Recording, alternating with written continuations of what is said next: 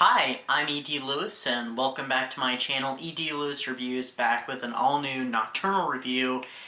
And we are at the end of the month of August by the time this video goes up, so I hope it's been a great month for everybody, and I hope it's been a great reading month, and spooky season is, literally around the corner.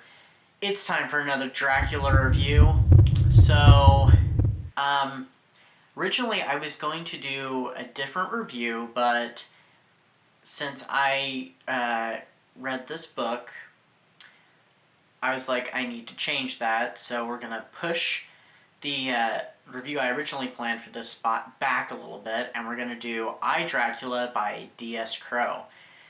This book actually is a new book. It came out earlier this year. Actually, I saw it on Pax Panic's channel on her birthday video, and she did a little review on it, and of course I knew that I had to read it, so here we are.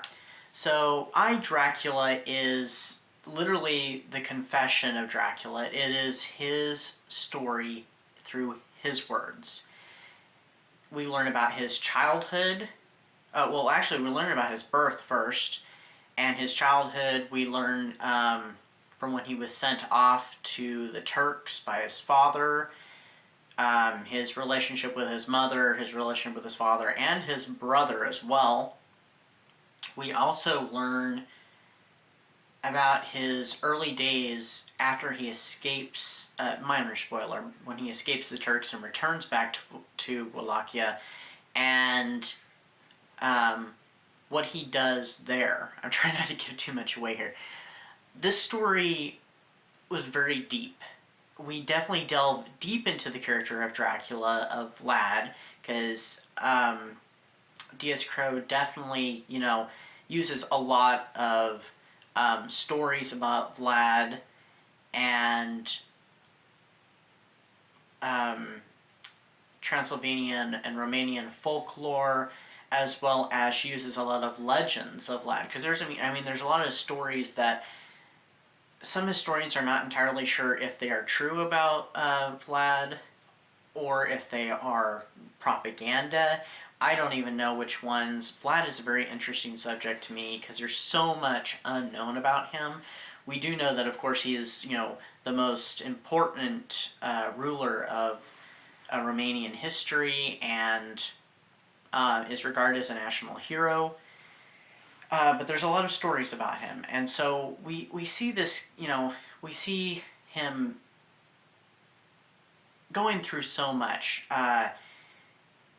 due to his relationships with his family and also how he is treated by others. Also, we learn how Vlad becomes a vampire, how Dracula becomes a vampire. This is essentially, kind of like how Dracula becomes Dracula. But we also see him through all his struggles, through all that. His struggle with wanting love and seeking love and basically making up for all the horrible things that happened to him, because there are a lot of horrible things. This is a historical novel.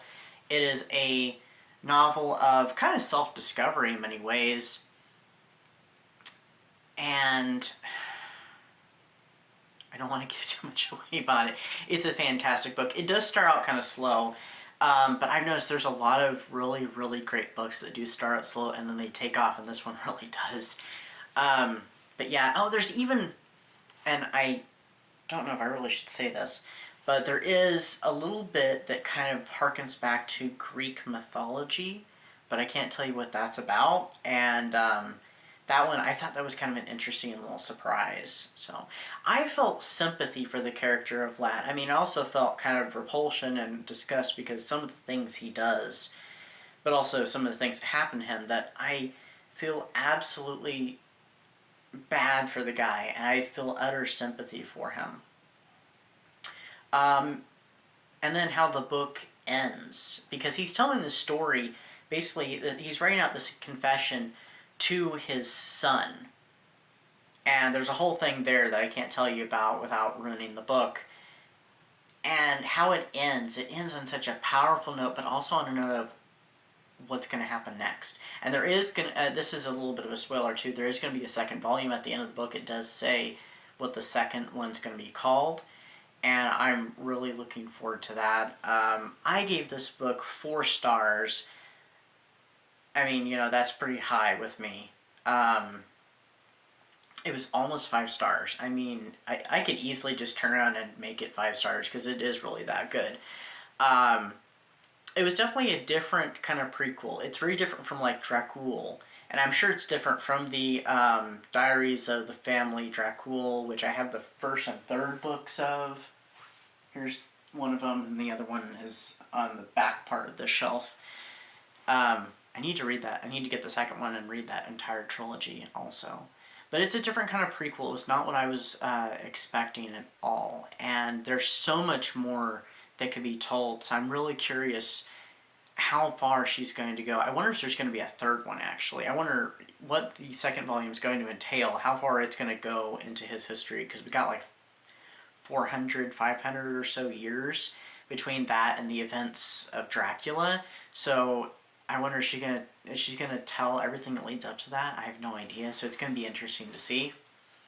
But I would highly recommend it. I got mine in Kindle form, but it is available in paperback as well. And I love the cover. I'm gonna pop the cover back up here. I absolutely love this cover. It's really cool, and it's so simple, but it conveys so much. Because I mean, look at that.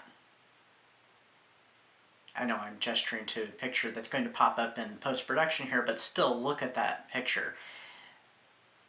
It really makes me, what is she going, I mean, what's the second one going to look like? Because I wonder if it's going to be, it's probably going to convey just as much emotion and mystery that this book, you know, itself conveys. So high marks on this book, highly recommend it. Do check out I, Dracula if you're a Dracula fan. Like I said, it's historical fiction, it's gothic, there's a little bit of fantasy to it. Even when Vlad is exploring his powers, it's interesting. There's even a little bit of question here about, you know, what's, at some points I'm almost like, what's real and what's not real, you know, within the world for Vlad. So do check out I, Dracula by D.S. Crowe. It is an excellent book, and that's all I can say about it without giving too much away. I hope everybody had a great August, and I'm hoping for a great September, and I'll see you soon with another review. So stay safe and stay spooky, and I'll see you next time. Bye-bye.